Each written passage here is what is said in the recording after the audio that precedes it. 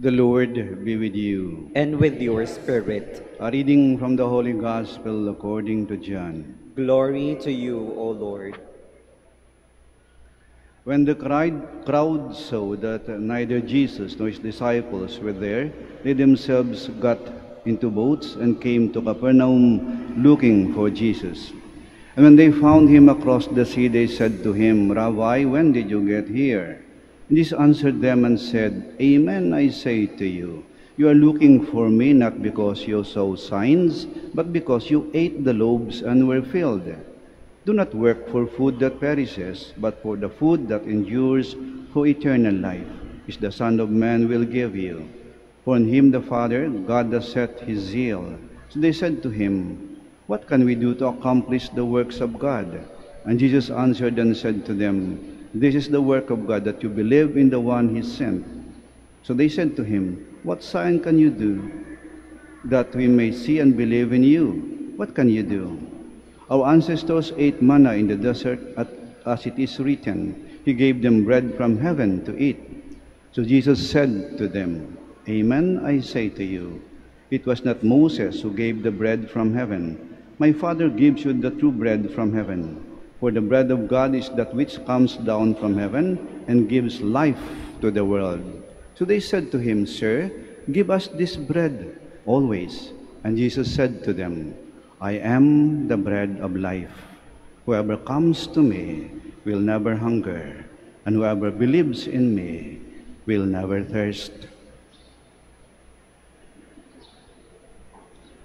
The Gospel of the Lord. Praise to you, Lord Jesus Christ. Please be seated. Ayon sa isang pag-aaral, maraming mga tao ngayon, ang babata pa, ang dami-dami ng sakit. At kahit kami mga pare, ang babata pa, ang dami ng sakit. Kahit mga seminarista, babata pa yan ha, may maintenance na. Lagi na sa doktor. At ano daw ang dahilan? Ang kanilang kinakain. Karamihan, junk food. Junk food. Ibig sabihin ng junk? Ibig sabihin ng junk ay patapon. Junk, hindi kailangan. Kaya pag kinakain ng junk food, hindi yan kailangan ng iyong katawan. Patapon eh. Walang sustansya, walang vitamina, walang nutrients. Kaya madali kang manghina. Madali kang tablan ng mikrobyo. Madali kang magkasakit. Kain ka nga ng kain, wala namang pakinabang.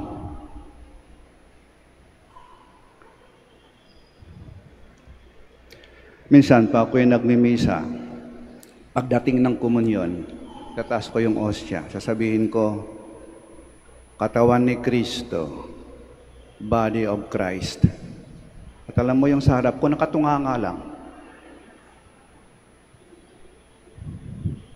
Body of Christ. Sinasabi ko, sumagot po kayo ng amen. Ibig sabihin ng amen ay, opo, naniniwala ako ng aking tinatanggap ay ang banal na katawan ni Kristo na pagkain ng aking kaluluwa.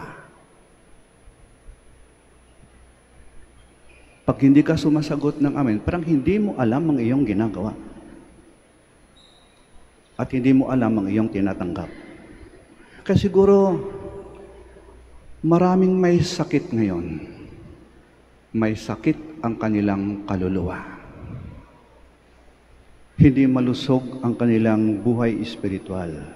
Kaya madaling tablan ng kasalanan eh. Madaling magkasala eh. Madaling bumigay sa tukso eh. Mahina ang buhay espiritual. Totoo, nagsisimba, nakikinabang, pero bakit parang walang silbi? Di ba ang tawag natin sa banal na komunyon ay banal na pakikinabang? Ibig sabihin, ang iyong tinatanggap, may pakinabang sa iyo. Eh, ba't walang pakinabang? May dalawang dahilan. Una, Hindi nila alam kung ano ang kanilang tinatanggap. Kaya hindi nga sumasagot ng amen eh. Hindi nila alam kung ano ang kanilang tinatanggap. Mali pala. Hindi nila alam kung sino ang kanilang tinatanggap. At pangalawa, hindi sila handa sa kanilang tatanggapin. Hindi sila handa sa pagtanggap sa katawan ni Kristo. Ano bang tinuro sa atin? What is the best way to prepare for the reception of the Eucharist? Anong pinakamabisang paraan upang maging handa tayo sa pagtanggap sa katawan ni Kristo sa banal na komunyon? You must be in the state of grace. Wala kang kasalanang mortal. Nakapagkumpisal ka. Malinis yung kaluluwa mo sapagkat tatanggapin mo ang kalinis-linisang katawan ng Diyos. Kaya handa ka. Kaya siguro,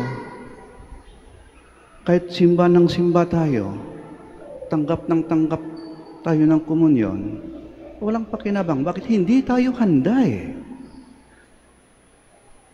Para kang taong kain ng kain, hindi naman tumataba, hindi naman maging malusog. Bakit? Ay may bulati isa't yan eh. Bulating nakikinabang.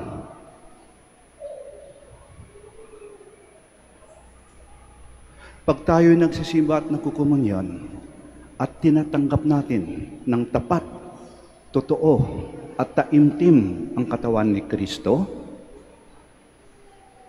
ang pagkain ng ating kaluluwa, nagiging malakas tayo sa ating buhay espiritual upang labanan ng tukso, upang iwasan ng kasalanan, upang maging mabuting tao at laging gumawa ng mabuti, upang tumulong sa kapwa, upang maging tapat, totoo,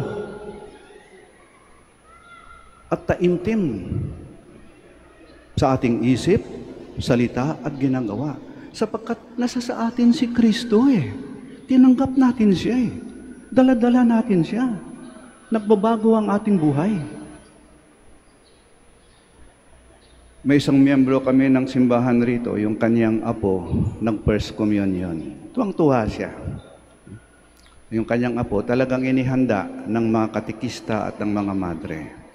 At tuwang-tuwa siya. Kasi siya, Father, dati yung apo kong yan, ako, malikot, makulit, pasaway. Lagi niyang pinapaiyak ang kanyang makapatid. Tamad yan sa bahay, hindi tumutulong. Laging hawak kay kanyang cellphone. At sa classroom, may naaway ng kanyang makaklase. Ay talagang pasaway yan, Father. Pero, yung unang araw, pagkatapos ng kanyang first communion, aba, biglang bumait. Tumulong na sa bahay.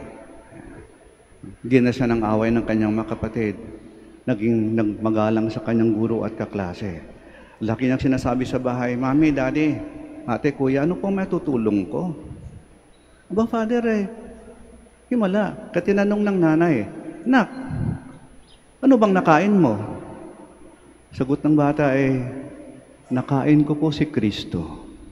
Tinanggap ko si Kristo. Good boy na po ako. Yan ang ginagawa ng ating pagtanggap kay Kristo. Ang pagkain ng ating kaluluwa. Ang pagkain na mula sa langit. Si Kristo, ang katawan ni Kristo, ay hindi junk food. Ang katawan ni Kristo ay pagkain ng buhay at siyang dahilan ng ating pagbabagong buhay. Amen.